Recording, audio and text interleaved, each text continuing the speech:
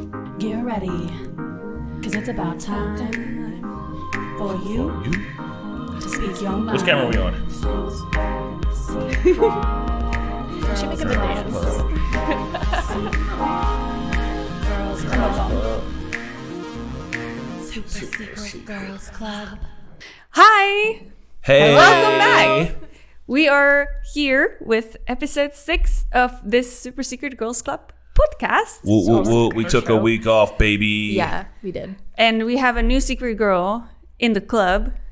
Hello. Her name is Chris. I go by either, Chris, Nuisance88 over on IG. Also, the streets, Peter Parker. As y'all know, I keep that thing on me. A straight shooter, usually film, sometimes digital. You know where to find me at, baby. I'm out here on them bikes. He's normally with us, but he's always behind the camera. But Yes. he's here today with us. And shout out to Hunter, who is manning the cameras by himself today. Yeah, a.k.a. Hunty Baby. Hunty baby. So those of you who watch us regularly, you know that we were on a break for a week. That is because we just wanted to finalize what the second half of this show is going to look like. Mm-hmm. So we are heading to this, second half with pre-planned topics. Technically season 2. Can we call this season 2? No, This is season 1. This is season B. This season is 1B. Yes. Yeah. Okay. So we have a couple topics that I want to announce that are going to be happening, and you should definitely make sure you tune in live if you're interested in any of those. Next week, we're going to be talking about Death Note, which is a TV show. It's an anime series that we've done reactions to, and the finale is coming out on our other YouTube channel, the Normies. Also a manga. Also, we've got a skit coming out with it. Also, women's are in it. And I don't know if you know this or not, but I'm actually one of the people who does have a high opinion about the women in that show and how they were treated. Yeah. So because I'm the only girl who actually was part of that reaction and knows anything about the show at all, I'm going to be joined by a couple guys. Probably not Pat. I don't know. Right? I think that'd be interesting. I don't like to hear know. what Pat has to say. I don't know. We'll see. We'll figure that out when we get there next week. We're also going to introduce part 2 of our LGBTQ plus podcast because we didn't get to near half of the stuff that we wanted to go over. The history. It's a common theme here on this podcast. Yes. So we are going to continue with that after Death Note. Week 4, we're going to be covering Pets Appreciation. Hold on, Pat's Appreciation? No, or pets? not pets. Pets appreciation, like dogs, cats, rabbits, and cats. The hell? Yeah. Yes, we're going to talk about how much cats saved our lives during quarantine. Yeah. And dogs. And dogs. All of the Did I say babies. cats? I meant to you say said pets, cats. but I'm biased because I have a cat. That's okay. And he definitely saved my life. He also tried to take it. But such are cats. If you want to hear that story, you better be there for that episode. And lastly, we're going to finish off the season with a podcast about being bicultural, bilingual, and confused in the United States. Ooh. Which does not only relate to me, but also to Gabby, partially, to Navi, to Rana, and basically every normie on the couch that you know. Yeah. I'd also say Chris, Bree, Spidey. Yes. Yeah. Thomas. Yes. Yeah. Definitely. Absolutely. So if you're interested in any of those, please tune in every Friday in the morning. We are here for you. But today, we're going to be talking about Black Widow. Which the three of us, Yeah, we did something fun yesterday, something we haven't done in a long time. it felt forbidden. But we went to the movies. Yeah, we did. We were surrounded by strangers who were all breathing. Yeah. Yep. They were also I was very excited that people weren't acting an ass in the movie theaters. Yeah. There has Yes. come times before where, felt like I was worried there was gonna be it was the first time we're back out to theaters in a while and people were gonna be all trying to yuck it up and crack jokes. Like the shit that we do on the couch, when we're talking over dialogue, it's because that's our You're job. reacting. But Yeah. when I'm at a movie theater, I want everybody to shut the fuck up. Depends on the movie theater. Actually, no, I agree. always want that. I was a little nervous about that too, honestly, but I was like very into my popcorn. I was shoveling into my popcorn into my mouth. I missed movie theater popcorn. If anyone else did too, let me know, because it was something I really, really missed over COVID. Yes. Also, very last thing is that maybe some movie experiences are supposed to be wild as fuck. I heard seeing Straight Outta Compton was fucking lit. That would have been a different experience, I feel like. Or when we saw Us in North Miami. Next time I just prepare myself to be like, it's going to be hood as fuck and it's going to be loud and like, we're not going to be able to actually watch the whole movie. Yeah. We do 2 viewings. Yeah. Us was tough because that was actually like suspenseful and there was a lot of like quiet moments that could not be enjoyed. Just everybody was jokes were actually out. funny, but still, I know how y'all feel now. Anyway, I also want to explain why Rana is not here. It's because the rest of the people just watched Black Widow. So there's also going to be a reaction available on the Normies channel. So you should definitely check it out by the end of today or tomorrow. We'll see how fast we are able to get that out to you guys. And last announcement before we get to the meat of this podcast is new podcast is coming up. Chris, do you want to tell us more about it?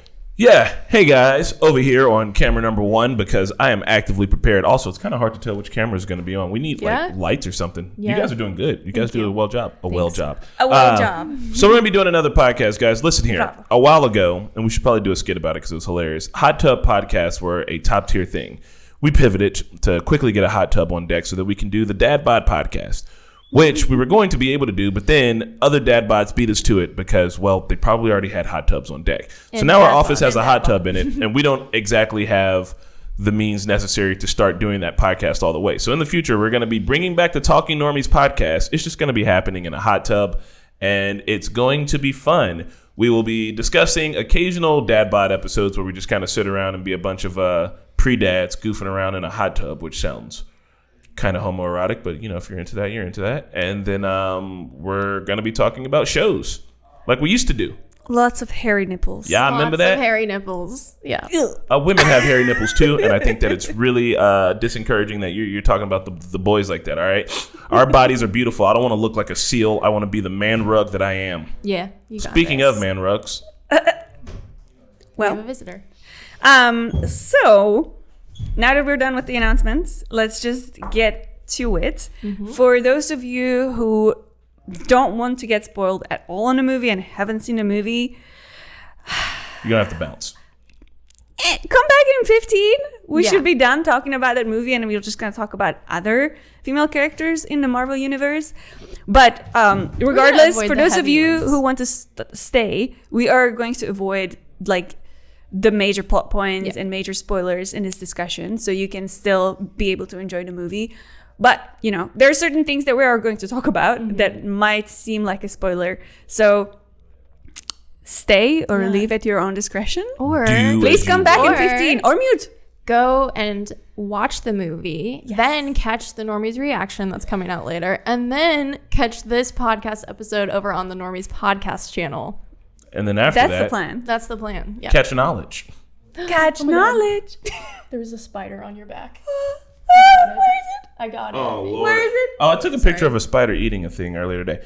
Anyway, onto it. I would also like to say, hey guys, I'm usually behind the camera, so I'm thinking about things like this. Let me know how the audio sounds. Let me know how that sink is, because I think your boy locked it in, the whole kitchen sink, baby. That's all. Okay, so I would like to start this discussion about Black Widow, the movie of 2021, by the statement that is from a Time article that I found online during my research, and I love the way it's written, and I'm kind of appalled that this is an actual fact. So let me just go ahead and read that, and then we can talk about it. For 10 years, more white men named Chris headlined Marvel movies than women and actors of color combined. It took 17 movies for the Marvel Cinematic Universe to introduce a female villain, who was Cate Blanchett in 2017 Thor Ragnarok, and 21 to debut a solo female lead, which was Brie Larson in 2019 Captain Marvel. Now, 11 years after she first appeared on screen, the MCU's first major female character is finally getting her own movie. Finally, after 11 years. And her first appearance is in Iron Man 2, where she is extremely a sex object, hypersexualized in a way that is, I don't know how they got greenlit. Just 11 years ago. She's like in the boxing ring with Hulk or what? She's like in a boxing ring. She's with Happy. With a guy. Oh, with Happy. Which is John Favreau. Yeah. And they're just like shocked that a fit person can fight. Yeah. Or is strong. Yeah. About that specifically, I think it's cool that they didn't get into like the Flanderization of the characters, which is a thing when a character starts off a certain way and then like the traits about them that are like them get like so condensed into them that after like X amount of times they are almost like a parody of themselves. Like she actually grew as a character and like her depiction on screen has grown over time instead of being like, oh, she's the sexy one who people don't think is sexy, and then it stays that forever till 11 years later where it's just like, you know, over the top. And they didn't go that route, which could have been a thing. But luckily, in today's times, we don't do that so much no more. Flanderization and also over-sexualizing of people on screen. Which, if you remember on our episode 2 of Super Secret Girls Club, I actually brought her up as one of my, in my list of like badass women. And I said that when I first like was introduced to her, I didn't like her because I was like, oh, Scarlett Johansson, like she's just like eye candy in this movie. And like, that was kind of shitty of me. And I agree that it was, but like. She was eye candy though. She was. You'd have to see through the potential, which is hard to do. Yeah. So. Yeah. I feel like the character was definitely stripped at that time of a lot of like what could have been, you know, and was just purely she was a badass. She could fight, but like there was not much of a substance to her. Right. Then like when she started to like try to help out Cap. Not Cap, Hulk. Yeah. She was trying to help Hulk like calm him down. Like you could see that she has like a soft angle and that she has like compassion. But we didn't really get to learn much about it until this very movie. Well, I mean, she also sacrificed herself in the in Endgame, but you see her do a lot in Winter Soldier as well. I'm just gonna speak up for the movies that are that you guys probably haven't seen in a minute, but I think I watched Winter Soldier pretty recently. She does a really good job at playing off of Chris Evans, Captain America. I was going to call him Hemsworth. Like my brain literally rattled through Chris. all the Chris's. She does a really good job at playing off Captain America and his almost Boy Scoutness that he brings to the table. She doesn't like take that and turn it into something it shouldn't be, but she's like kind of starts to be like, hey, this is what the world really is. Like we're kind of spies. We do like clandestine shit. And just because you have on a Captain America outfit doesn't mean that like you're not going to get dirtied up with this. And then that's when they start revealing that a bunch of people in S.H.I.E.L.D. is actually Hydra, and Cap like kind of gets his eyes open to the world, which pushes him even further to where he's at on whatever side of the spectrum he is on by the time he gets to Civil War. And like that's a big part due to Natasha. And then even at the end of that movie, I think she ends up doing like which I guess would technically probably be like 1 hour after the end of the Black Widow movie, she does like a Senate hearing or something where she's being like having like a deposition. She's being deposed. I forget what the word for it is, but they're like, she's like spilling all the beans. She's like, yo, this is what happened. This is what happened. Like she's like declassifying shit. Like she's like briefing the whole entire world on it. And like, that's it, because Captain America can't do that. Cause one, now he's on the run, but two, he's too much of a Boy Scout. Like you need to hear that coming from a spy. You need to hear that coming from someone who used to be a Russian agent. You need to hear that, like that realness. Yeah. I appreciate that. So the movie that we watched last night, Black Widow, that occurs right before Winter Soldier? That occurs right after. Right after? After right the after. Sokovia Accord. Okay, yes. Yeah. All right. My bad, yeah. Right. So not right after Winter Soldier. It occurs right after Civil War? Civil War. My bad, y'all. Don't roast me. It's been a while. Right after Civil War. Yeah, because she was talking about how all of her friends are in jail because they're all in jail at the end of Civil War. And she got to go break them out. Yeah. Yep. Wait, what? At the end of Civil War, Ant-Man. Yes. Yeah. Sorry, yes. Hawkeye. True. Well, I mean, that's also how... never mind, I was about to say a spoiler. No spoilers. So, okay. Do you guys feel that the movie kind of like was a redemption for that idea that we had where she was just eye candy? Like, do you think that they did her justice in the movie? For me, I do. I'm not one of y'all's. I'm not a lady, so I don't know. I just look at it from the way that I look at it. Also, fun fact, if I haven't mentioned it 100 times, very proud fact, raised by women's grandma, auntie, mama, all of them, grew up little sister, shout outs to them. Yeah. But I look at myself as an ally, and I think that, they did well. I think that you saw softer sides of her. You saw harder sides of her. Mm-hmm. I knew in the beginning when they were showing the little redhead girl, I was like, they want us to think that that's Scarlett Johansson. I was like, but it's not. Like, she's the kind of older sister that's like a little tougher. And like, I like that. And I appreciated the way that she's depicted in this movie because it makes her feel more whole. Like, you can be a super murdery badass and also have your softer moments and care about your little sister. Just like Tony Stark can be Tony Stark, but still be wildly in love with Pepper and also still like, I love you 3000 with his daughter, but also still be able to blow up Thanos' face. Like, yes. Yeah. I personally think that this movie was amazing. I definitely think it was a good pivot from what the Black Widow used to be depicted as to, where we are now. And I also think that, if this movie was filmed 10 years ago, it would be an entirely different movie. And I only think that we got this type of movie because of the progress we've made over the last 10 years in terms of like, Me Too movement contributed by and large, but all the shift in Hollywood and, just from like the studios being more open to, just invest in the idea of having female lead and see if they can, turn around and come up with a bag of money, just like they do with male leads. Yeah. Yep. And turns out that you can. Mm-hmm. And I hope that this movie will continue to, show that there should be more of these. Yeah, absolutely. I think we would do a little bit of a disjustice to not shout out to Wonder Woman and Patty Jenkins, because that was probably like, oh, women can make money too. Just like, and I understand, like, sorry, this is why I'm gonna be here for anyone standing for this movie. Like, sure, it's got its flaws, and like, sure, we could like critique it, but if you look at this movie and you're just like, fuck yeah, representation, I'm hyped for it. Same way I feel about Black Panther. Like, you can't ask me what my favorite Marvel movie is because it's gonna be uncomfortably biased. Does Black Panther have a kind of shitty fight scene at the end? Yes. Is it my favorite Marvel movie? Yes. Is Killmonger not one of the best villains ever? Yes. So like, the way that people are going to be like, oh, you like Black Widow just because like it's a movie with a woman, you're like, well, partially, because like I'm getting full representation. Also, Marketa will talk about the other things that she likes about the movie and speak for her. Definitely. I was so refreshed by the fact that I'm not going to spoil anything, but like that Black Widow's drive does not come from love or like a betrayal, like a love story, Yes. That was huge for me because I was almost expecting it, because I feel like most of the time, like, that's sort of what happens in these scenarios is like the woman is heartbroken and then she goes for revenge and that's her story. Yeah. And for that to not be the case with this movie, I think was a huge move. Yeah, absolutely.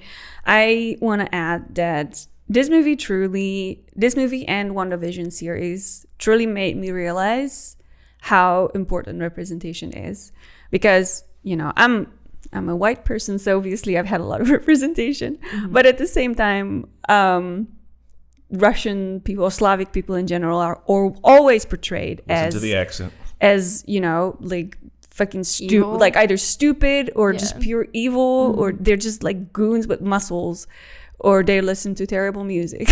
Okay, well, hold on. I've heard the music you listen to. To great music. Listen, what I'm trying to say is that WandaVision and Black Widow are the first like major blockbuster titles where I truly felt like that part of the world is getting just representation. And I've never really like experienced that before. I just like took it for granted that like, whenever there's somebody on screen who seemingly looks like my dad, it's obviously a villain, She actually tapped me on the shoulder during the movie and said, well, looks like my dad. And that happened also. That guy was a villain. So like it happened in this movie as well. But there was enough of these characters that I could see myself and I could see my family in Black Widow's family. And that was great for me. Like, that's why I think that this movie is probably like one of my favorite Marvel movies. And I mean, like, you can, yes, it is one because she's a woman, and it's two because she is literally from my culture. So like, and she's experiencing the same things because I'm in America now, and like my dad is always like, you are under the Western indoctrination. It talks to me like that. So I do see myself in this character, and I love it, and I think there's nothing wrong about it. Like, I mean, the more representation, the better. Yep. So hold up, is it bad to say that we like this movie because she's a woman lead? So I noticed. Okay, can I say? Yeah. There's some. I just want to say there's some comments that I noticed in the last reaction to Fast and Furious where people are calling out Corey for liking a character for being an Asian woman because she's an Asian woman too. And it's just like, well, you can just, in a story, you will always relate to the person that is more close to your culture and background. You will understand their motives the best. So there's nothing wrong with it. And specifically about that too, let's say that this woman, and I don't know which Fast and Furious movie it is. Tokyo Drift. Cool. Yeah. So she's an Asian American woman, which already means that, hey, she's going to understand some things that I understand culturally that I can't actively explain to somebody. Just like not even just being black, because we have such a wide variety of cultures. But if I meet someone that's black from the Midwest, and like, that's it. Like we get each other on a level already that's like slightly different from anywhere else, and we don't have to talk about it. It's already understood. So yeah, identifying with the character and then liking them because of that is great. And then saying that like I like the movie because of that, and still being able to admit the flaws of the movie, I think is the most ideal way to go about things, because that's like how it should be. Like you can like, man, there's plenty of, all right, The Wiz. I just recently had to, you guys, I know you probably haven't seen The Wiz. We'll talk about it later. I just had to recently admit to my aunt that I like The Wiz because I heard Ease On Down the Road, and I was like, damn, Ease On Down, which I think The Wiz is a terrible movie, but I love the music, but it's also huge for the culture. And like, that's how things are sometimes. That like, damn, that thing's not critically great, but it's huge for the culture, so we fucking put on for it. And so if someone's like, I like this movie because there's a female lead, I don't think that that's shallow. I think that means that, hey, there's not a great representation of like female leads in big blockbuster movies like this, you know what I mean? And then being like, this is why I like it, but also I like it for these other reasons too. Because I think that people get worried that you might like the movie for a shallow reason. Like if I was like, I like this movie because Chris Pratt's in it and he's got the same name as me. Like, I could tell you so many other reasons why I absolutely love this movie, but I do not want to spoil things. Yeah. And we would get into spoiler territory if I had to explain myself further, which I don't think that I need to do. I just like this movie. It was a really, really good movie. Probably one of the best I've seen in a while. Yeah. And the fact that we were in the theaters just made everything so much better. Yeah, they overloaded us with trailers. I was about to have a mini panic attack. They were like, what if we did literally like 30 minutes of straight, ongoing, loud ass. Yeah. I was like, oh my God, I know. the thing's going to explode. Like, Jesus. Start the movie. This was my first like IMAX experience. It wasn't, I guess I chose the fake IMAX, and Chris technically it's called Limax, but yes, Limax. I chose the Limax here in town. Anyways, but it was my first. I'm from a small town, and we have like 1-2 movie theaters, and they're tiny. But it was my first experience with like all of the speakers being around me, and it's a little overwhelming. It was very overwhelming. Oh wow. Well, we're gonna have to ease you into the actual IMAX then. Yeah. So we have a couple of things in the chat we should bring up. Ooh, so middle camera. Scar's nephew asks, so was Black Widow critically great? Critically, I think it's gonna do well critically. I liked it. I really couldn't see. I feel like to do well critically, all you need to do is have a solid story, good acting, and like no major flaws. And it had all those things. Also, it's gonna be like one of the first movies people go back and see in the theater, so even if it doesn't do well critically, it's gonna make dollars out the ass. Right. Yeah. So critically, I'm gonna say, I'll say that critics will like it. They'll have a couple of negative things to say, but not a lot. I think it's gonna feel like a breath of fresh air. Do you think maybe they'll critique the storyline or some of the production? I mean, all the things you could critique about it are the things you could critique about every Marvel movie. There's a couple of car crashes where you're like, how the fuck are y'all still alive? Yeah. Yes. And there's a couple of moments where the movie's like, I'm still being funny. And it's like, yes, Marvel, we get it. Sometimes Marvel can push being a little too funny, which kind of takes away from more serious scenes. But it's still like, at this point, you come to expect this from a Marvel movie, just like I come to expect like certain things from a like Zack Snyder movie. Yeah. I think a lot of the funny moments in this movie are carried by Natasha's sister, and I just loved her portrayal. And I like, this is the first movie I've ever seen with this actress. What's her name? Florence Pugh. That's because you haven't seen Midsommar. Yeah, I haven't seen Midsommar. So she's Stop in it. that? Yeah. Gotcha. Stop. So I like instantly fell in love, and I think that all the jokes, they were kind of like family oriented, and I just like they were jokes that I personally enjoyed because I could relate to them again. They got a lot of comedy out of the two of them without it being a lot of like a family kind of sibling comedy without it being like jokey. You know what I mean? Like, so all the gags that they did with Red Guardian, David Hopper. Well, all the jokes that they did with him are more like kind of like, oh, you get it. Like, he's a bit of a goof. He's a fucking slapstick character. Like, they did a lot of those jokes. Those jokes are like, that was a little overloaded. Immediately funny to get, and the ones that they go a little heavy on. But like the kind of like quippiness between two siblings, those are the kind of jokes that they were on. And I was like, these are good, and these show like a love and care for the characters that you don't immediately get in a lot of other stuff. Speaking of which, we'll be talking about some sisterly love later. I mean, if you guys are ready to move on, so that we can actually talk freely about characters without fears of spoilers, we can move on in this discussion. Hold on. What? Iron Man 2 is the first appearance of Black Widow after boxing scene. Fit woman can fight. Who is she? Tony asks, to which Pepper replies, potentially a very expensive harassment lawsuit. Sexual harassment. Sexual harassment lawsuit. Tony, after Googling for photos of Natasha in her underwear, quips, I want one. Yeah. How why are you reading it around like now? We already talked about it. Because we're about to move. We didn't specifically mention that one specific thing. We're about to move away from it. But we talked about it. We talked about it, but we didn't mention it before we move on to the discussing the Marvel Heroines. Listen to this super secret girls club noob over You are here. literally throwing off our vibe. Yeah. Why the hell did you invite me Did you tuck it in? Did I tuck it in? No, I tucked it out. Clearly. All right. Moving on. Moving on. So, Bird person. Chris. Yes. Would you like to tell us who your favorite Marvel heroines are? Yeah. Do I have to have a specific order, or do I have to name reasons now? Or can I just rattle them? Just rattle them now, and then what we can do is we can find some common ones and talk about them first, and then we can talk about other ones. Gamora, Nebula, Okoye, Shuri, Valkyrie, Scarlet Witch, Agatha motherfucking Harkness, Carly Morgenthau, and Nakia, and then Sylvie. Nice. Cool. Oh, heads up, I haven't seen Loki. I will not spoil you. All right, then we won't talk about Sylvie, but just let it know that like It's on my list. Sylvie's a G. Sorry. Sylvie is pretty cool. No, I'm excited. Do you want to? Do you want to? You got it. Tell you. Okay. So mine, obviously, I have Wanda Maximoff and Natasha Romanoff. Both of their names end in off.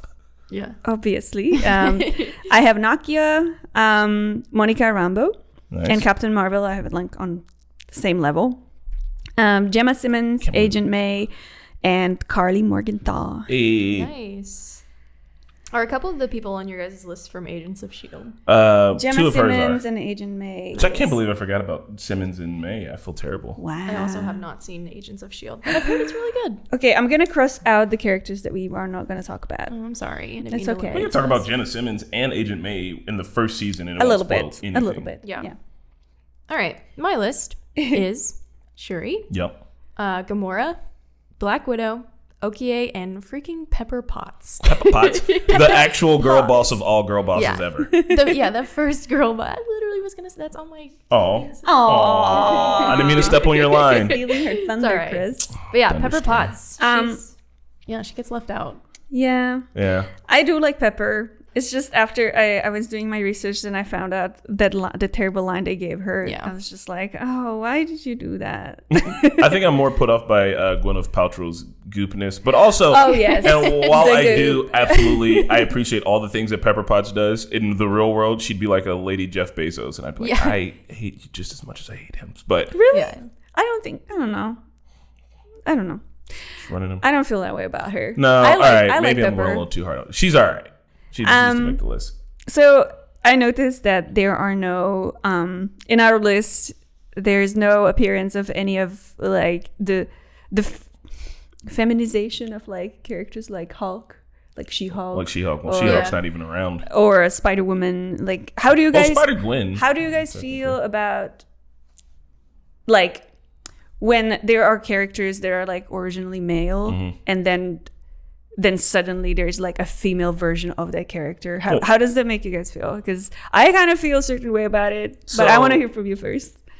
I think from the history of it, it's one of those things that, all right, so the world's made by right-handed people. And they don't know that the world's made for them. They're just doing the things that they think is natural. And then eventually when they get that pointed out, they're like, oh, we should make some left-handed shit. And I kind of feel like that's how it goes. Like, and correct me if I'm wrong, dear comic book nerds, about the history on it. But the way that I see it, it's much more like, oh, hey, Hulk's really popular. We should do a She-Hulk so that the girls have a Hulk to love. Or like, oh, hey, Spider-Man's really popular. We should spin off and do a Spider-Gwen so the girls can love. Oh, hey, Captain America's really popular. We should make him black because black people live in America too. Oh, hey, Spider-Man should be Donald Glover, which I would have 100% been down for. But instead we get Miles Morales. And guess what? Miles is now a fully fleshed out character. So it's one of those things that, like, you know, when Jack Kirby and Stan Lee were writing this, they weren't thinking about their white male privilege. They were just doing what came natural to them because that's how motherfuckers operate. And then after a while, they're like, yo, we have a chance here to do more. And they did more in the stupid ham-fisted way that men do more. They put a wig on a character and was like, that's the new character now. Yeah. He's a she, and that's how it is. And like, if they all the same things, or even like the invention of Wonder Woman was because homie was into bondage and shit. And he's like, she's got this rope and she ties her up, and like Wonder Woman loses all of her powers if you tie her up. Because he thought that was cool. Because no one told him that it wasn't. And then eventually they're able to spin it off to Wonder Woman being as badass as Wonder Woman actually is now. Except for the last movie. But I think it's annoying. We don't talk about that movie. It's annoying for what it was back in the day. Nowadays, I think that we can and we do better, and that we will continue to do better. Like the passing of the mantle for Captain America to Sam was done super well, and the type of thing that, like, really, if it would have happened any other way, would have been read as fake. Because like, how are you going to be a black man in America that's about to represent America and not think that like you're about to get hate on all sides? It's about to be a whole thing. It's about to be a whole fucking thing. Yeah. And like, they handled that in a way that it's like, thank you. Yeah. A whole entire season built up to my man picking up a shield. Cool. So your answer is like, yes, because you think the motive behind it has changed over the years? Yeah, I think the motive has changed, and I think we can do it well. Nice. Yeah, I would agree. My knowledge of the Marvel Cinematic Universe is very limited. I've only seen the movies in the order that you're supposed to watch it. Is the spider in my hair now? Yes. Oh my god. It's good. Watchdog literally said at that moment Gabby turned into Spider Gabby. Basically. Hold on. I just need to address something. There was one time in one day during our marriage where for some reason Chris thought it would be a good idea after he killed a bug in our bedroom to smear it on my back. Oh. And we literally nearly broke up. And I made it very, very clear that if he ever does that again, we are going to divorce. I have not done it since. And I don't know what he was doing behind me. Putting the spiders on the floor. I have doubts that the spider's actually on the floor. It's on the floor. I feel like it is in my t-shirt. No, it's on the floor. I am panicking. It's like a little weird that like we are being harassed by a spider while talking about Black Widow. Oh, that is true. Like we live in a simulation. I'm going to go pray now. Can I have another notes paper? What were we talking about? We were talking about... Oh, I was saying that my knowledge of MCU is kind of limited. I don't know anything about the comics or anything like that. So have I seen any of these characters that we're referring to? You've seen Wanda, you've seen Natasha, you've seen Nakia. No. We're talking about not these. The feminized, like gender bending. No. Yes. No, you haven't. Have you seen Into the Spider-Verse? Yeah. Okay, so Spider-Gwen. Okay. Yeah. Even Miles Morales is kind of like, like identity bending. Yeah. Okay. Yeah. I think personally that the new titles like Falcon and the Winter Soldier or Into the Spider-Verse Yeah. are really well done. And I think that, I guess there had to be like a progression. We couldn't jump from, point A to point C. We had to go through point B, and point B was kind of shitty. And but we are here now, and it's pretty good. just a quick observation I have of that too. Well, people started gender bending characters like online in places like DeviantArt, and then it became a thing to do all the way up until the point that like Cake and Fiona from Adventure Time are like literally like an homage to that. Yes. Like, oh, you just took everybody and changed their genders, and it's like, yeah, I did, but the stories are still essentially the same. But like all like that's become almost a part of like nerd culture now. Yeah. It's like, can I gender bend this? Canonically, they are actually the Ice King's fan fiction. Oh yeah, that's right. So he's gender bending them. He's writing it. Oh yeah, Ooh, yes, so meta. yes. So the one character that we have commonalities here is Carly Morgenthau. She's one of the newer character. Is she a villain? Yeah. Also, let's not talk too much. Have you seen? Yeah, I've seen Okay. it. Okay. We can talk about Carly. Yeah. Okay, so why do you Is like she a villain? Carly? You just said she was a villain. No, I definitely think she's Is a she? villain. No, I was asking, is she a villain? I don't know. Like, I mean, her means what she wanted to do was noble, but the way she went about it was not.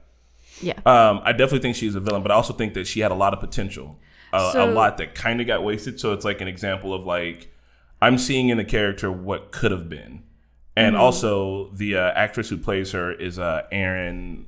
I forget your last name, but she plays almost the exact same role or a very similar role in Solo. It's something about her innocentness and her like unassumingness that is very good, and also putting a young face to kind of like this displacement problem makes a lot more sense than putting like an older face to it. Because like if you think about any of the things that are happening on like our border specifically, it involves a lot of young people, and it involves the kind of like she represents like the type of person who would rise through those issues to be like, yeah, like I'll be a leader, and like people would give her even more clout because she's a young girl who doesn't look like she should be rolling around here blowing motherfuckers' heads off. But Yeah.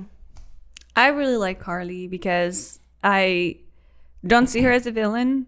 I mean, she does terrible things, but I'm not trying to excuse it, but she legitimately is trying to find a solution for half of the population that's like displaced, and nobody really is addressing it in an adequate manner. And it does. If I lived post blip and I like blipped back and found out, it would just like I don't know what I would think would be fair. Like maybe I would probably try to like settle somewhere else, but the question then is like where? Like is there room? Like if my only option is to be in like asylum home or something, then I would obviously be annoyed because I just like I used to live in a house. I used to pay my mortgage. Like I used to like I have stuff, like I have rights, Yeah. And it seems like the people post blip didn't really get anything unless they were like extremely powerful. Then those positions were given to them immediately. Like all of that got restored without seemingly a problem. Then what is the problem with the rest of the population? Yeah. That's where I think that her fight is justified. Yeah, like her motives were based on being oppressed. yeah, Yep. and standing up literally for like half of the world's population. Yep. Yeah. I guess it does make you hard to be a villain. She only killed 15 people or so. Yeah. She's still a villain to me. Well, do you think that the agent is a villain then? What agent? The who wanted to be Captain America. What was his name? John Walker. John Walker. Oh, John Walker. I see John Walker as a bit of a tool, I guess. I mean, it's hard to call. All right, so I guess he's working within the system, so it's harder to call him a villain. I would look at him as a villain if I was Carly and them, 100%. If I was blipped, I'd be like, yeah, fucking villain. Like, look at this dude running around here thinking he's Captain America. He's like murdering a man over here on fucking sovereign soil with the shield. So yeah, no. Drugged out of his mind. Not here for that. Even after what happened to Lamar, like I still don't think that like that should have went down that way. I think that he has to have better control. I think that if you're going to be the world's police, that you should be wearing a body cam and get your shit together. Yeah. But so yeah, if I was, I think it really depends on the side. Like it'd be really hard to be a person who made it through the blip and then like looking at people coming back from the blip and being like, damn, you guys don't have a place to be, but like, what about me for the last 5 years? Like, I look at, you know what I mean? Like, it could go either side. And because it's 50-50 down the middle, it'd be a really hard argument to have. It'd be one of the probably most polarizing things on the planet. So I think the most jarring thing and the most unjust thing about the whole blip transition is that the powerful people suffered they were literally returned back to their posts. Yeah. You know what I mean? You can see as soon as they're turned. Yes. With the rest of the people, we're just like, well, we're here now and we are displaced.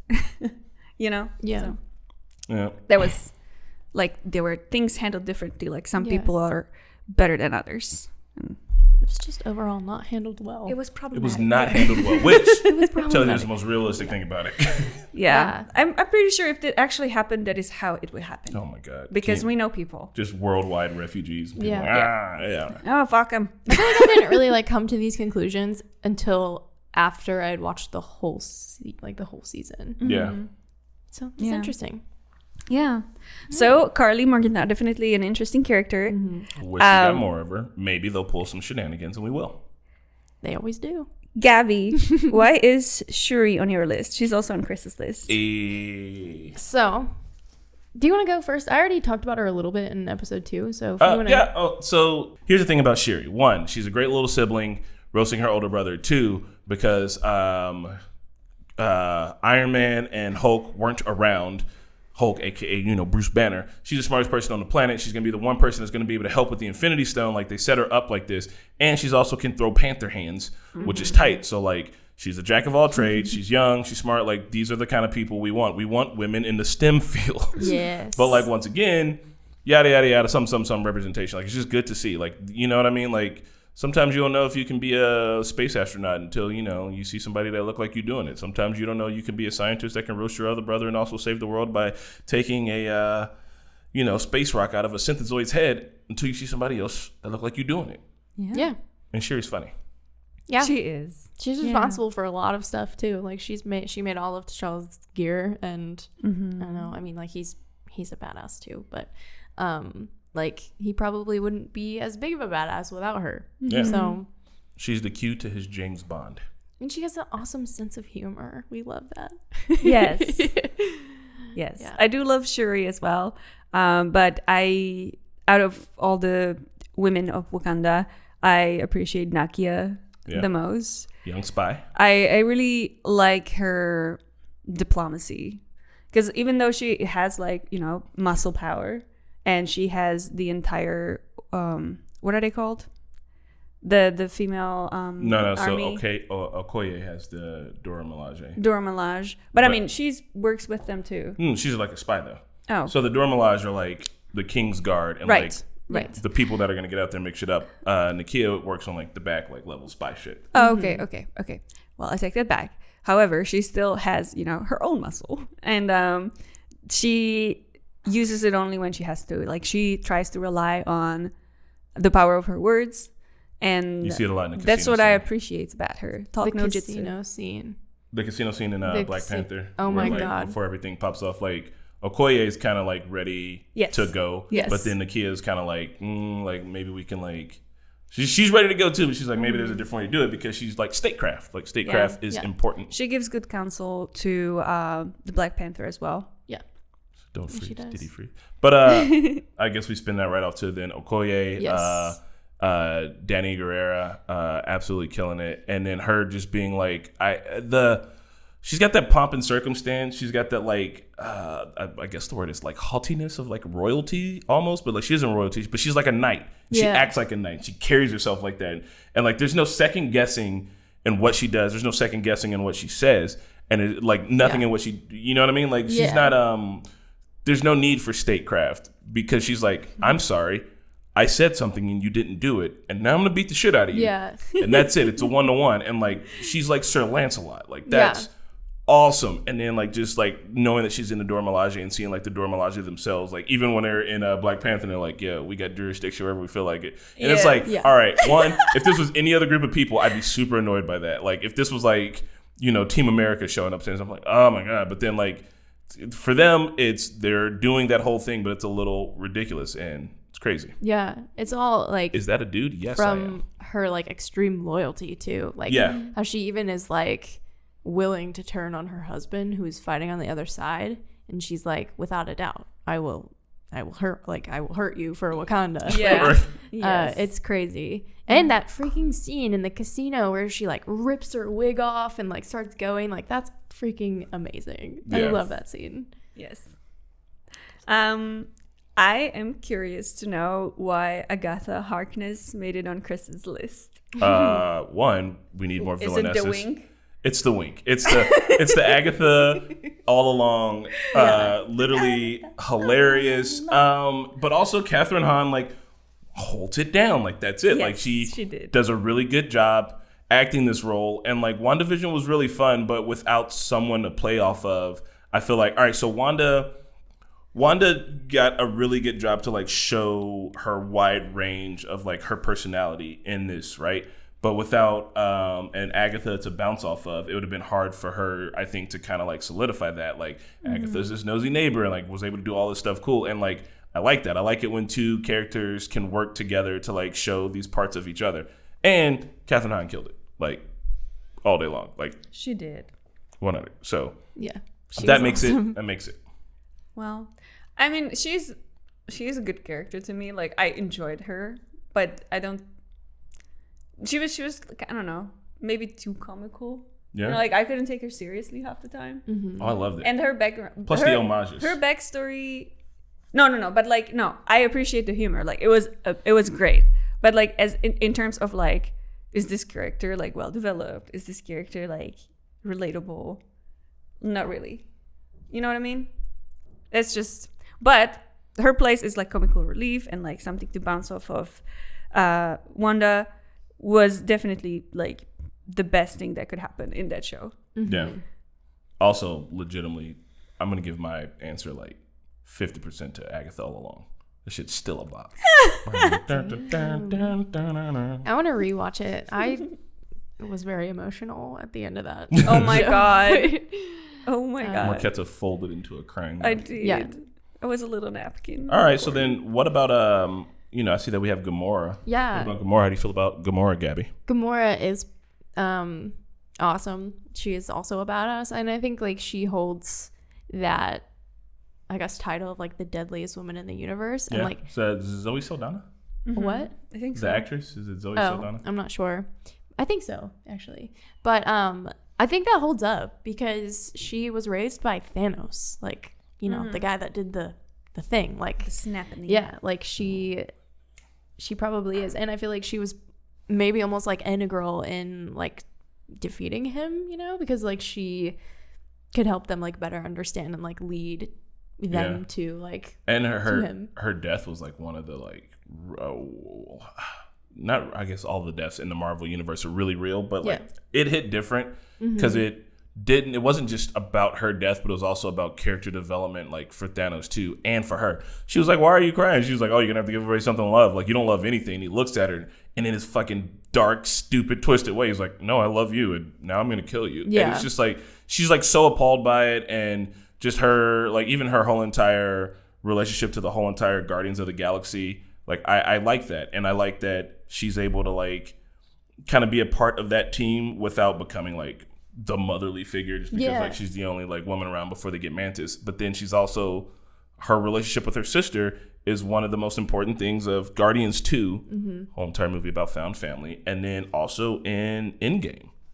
Yeah. Her relationship with her sister is what literally helps them to like figure things out, and it's awesome. It feels like we're moving away from love stories and moving into family stories. Thank you, Frozen. Did you notice that? You did Yeah, it. Frozen did it first, for real. Yes. But it really does feel like the love is like shifting away from being like Romantic love to familiar. Yeah. Which exactly. I like it, man, especially with all these like a lot of like the Avengers, even in Black Widow they talked about like found family, like this fake family, but like you are my family. Like that's what matters. Vin Diesel, family means, but like yeah, that's what it that matters a lot, I think, because in your life you will spend a lot of time with your real family, but you also spend a lot of time with different found families that you have in different groups that have been put together, and like those are as important to you as the real ones, quote unquote. And for some people, the fake ones are 10 times more real than the real Yeah, ones. absolutely.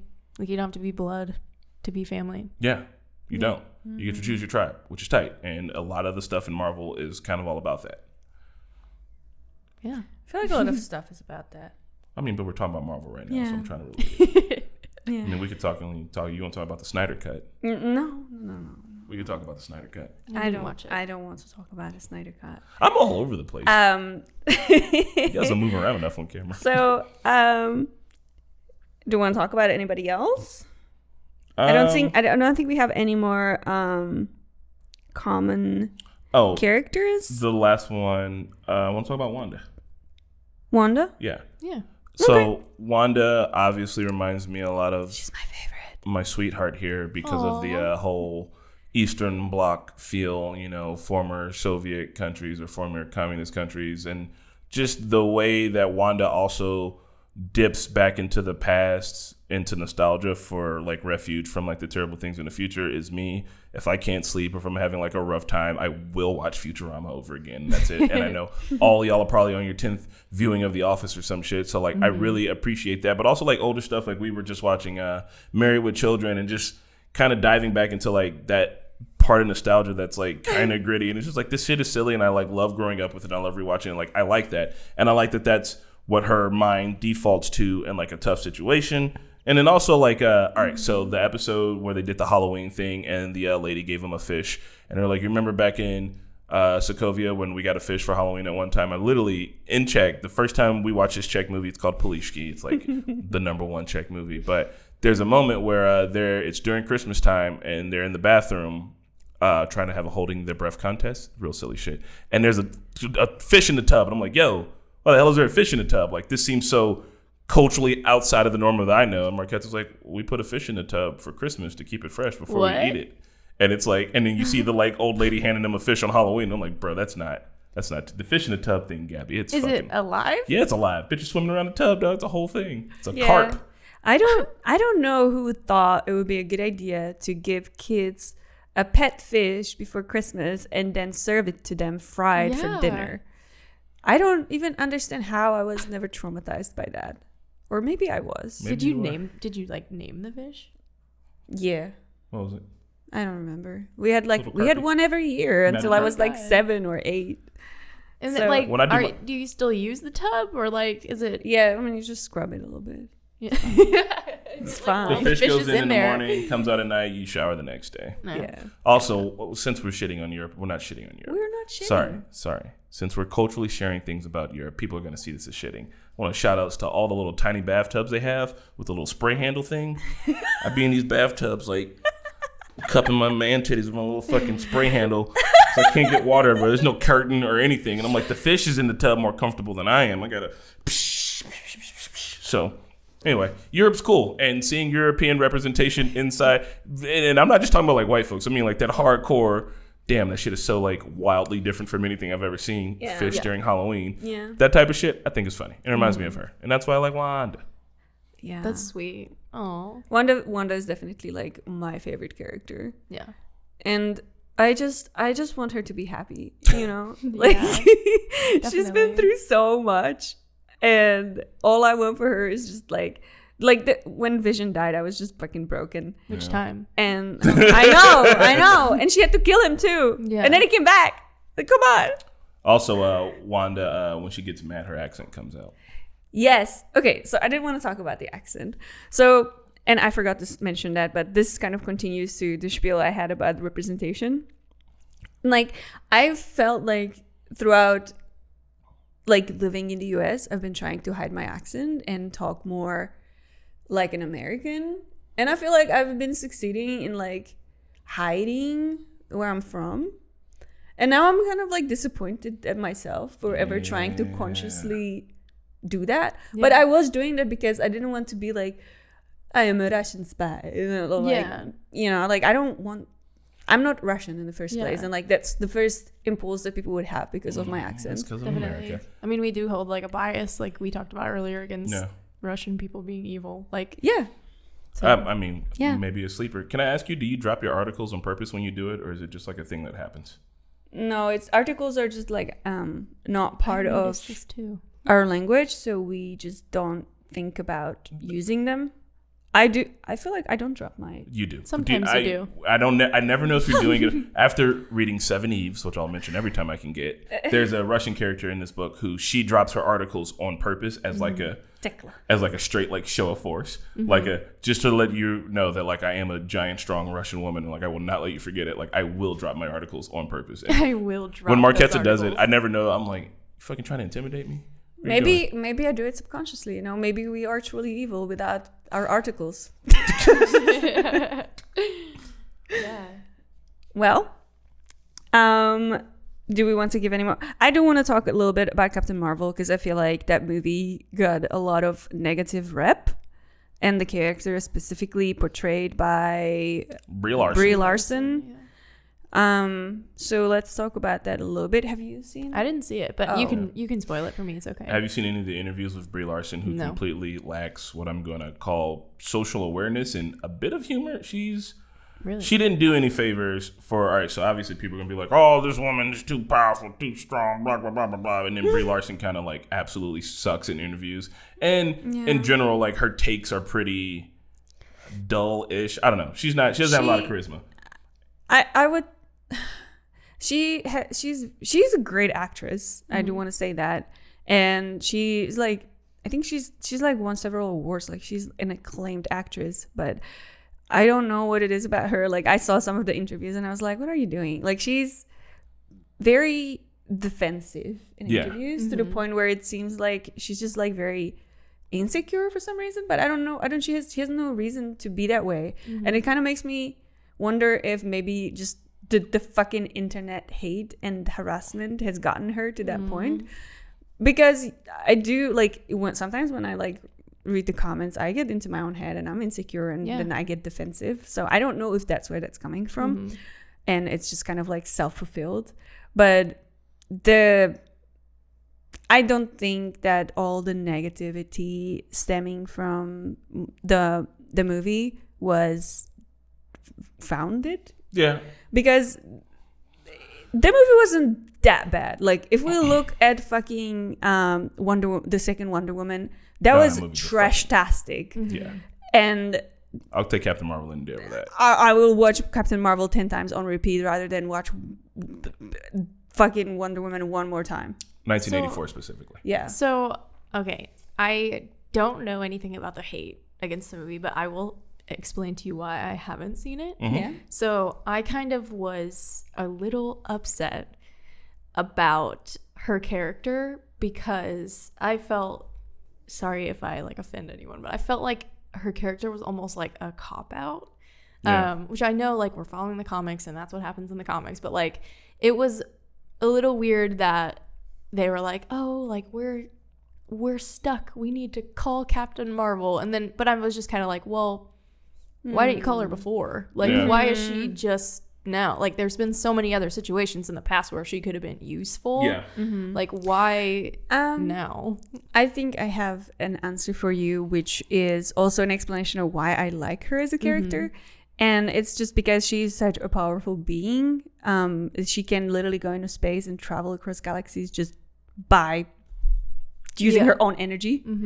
And she is like working as hard on like multiple other planets and universes, trying to like save people from apocalypses. Yeah. So she's been busy. And so she's been busy, like, and I like that about her, that she obviously you should put your home first. Like you should probably like she should have been around Earth She's like half more. Krita.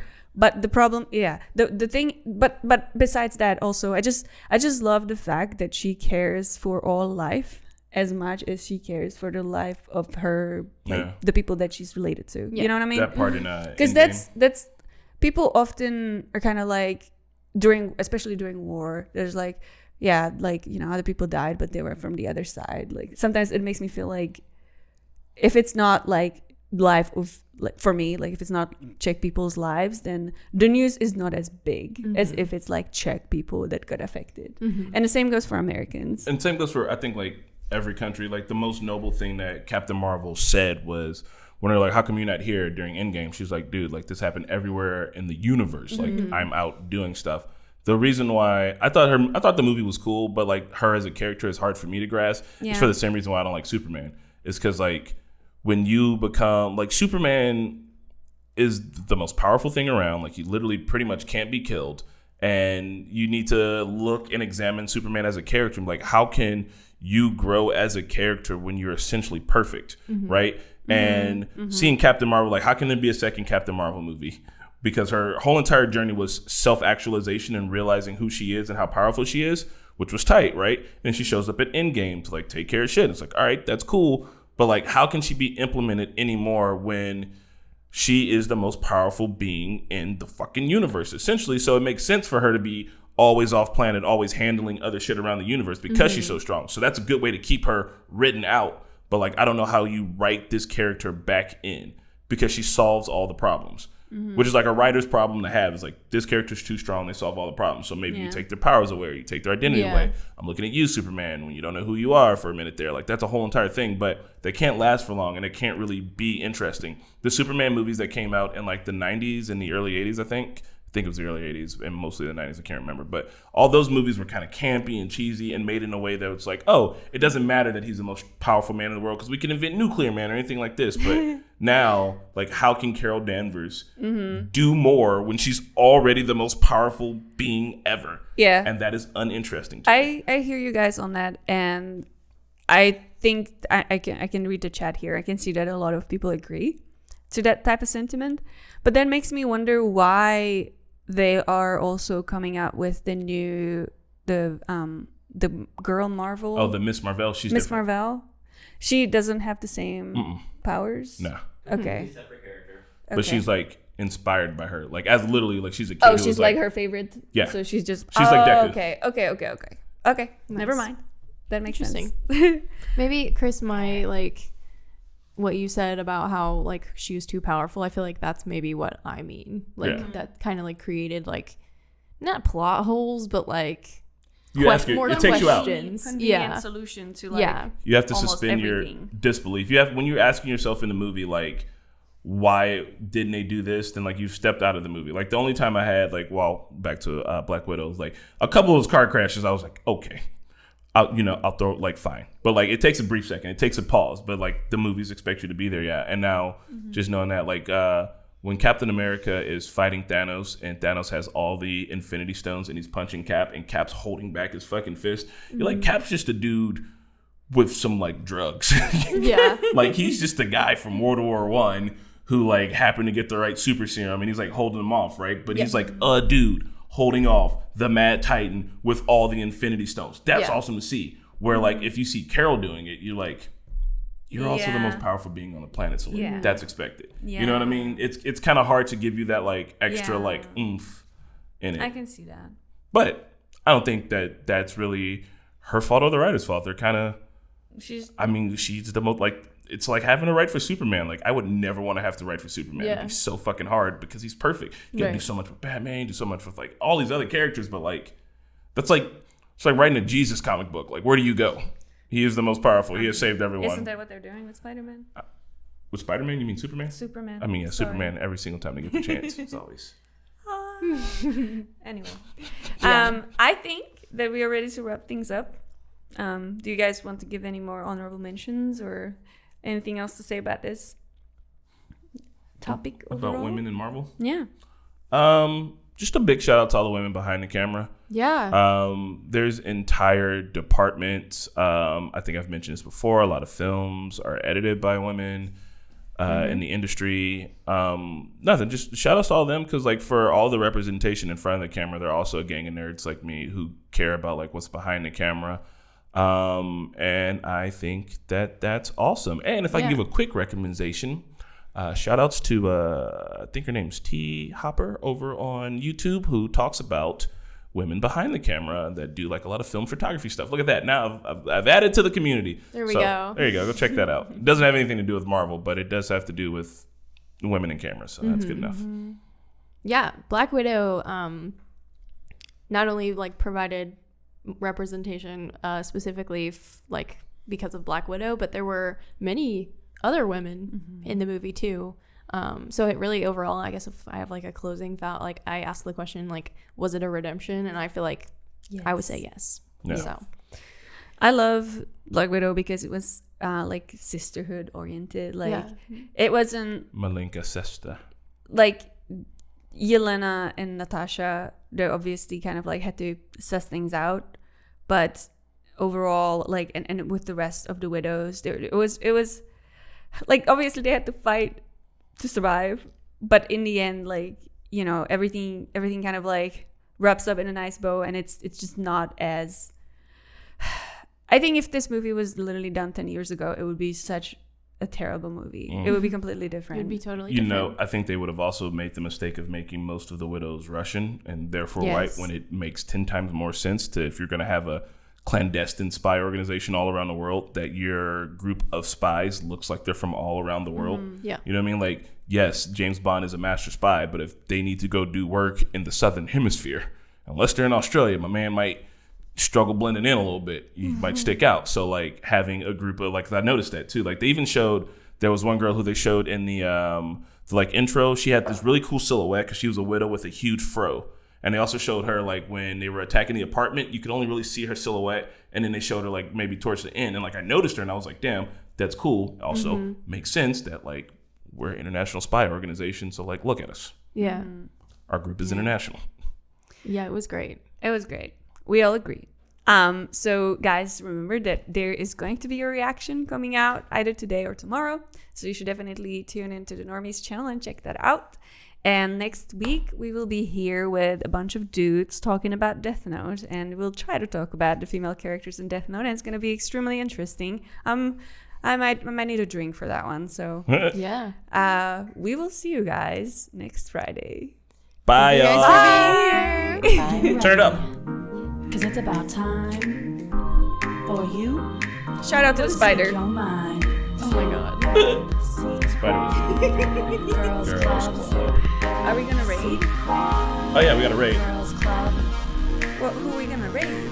Super Secret Girls Club. Thank you all so much for watching this week's episode of the Super Secret Girls Club. We'd like to give a special shout out to our super patrons, Michelle, Sakif, Clayton Davis, Exploring Dylan, Dane, Mr. Momus, and Joe Mags. Thanks again, and be sure to catch us live over on Twitch.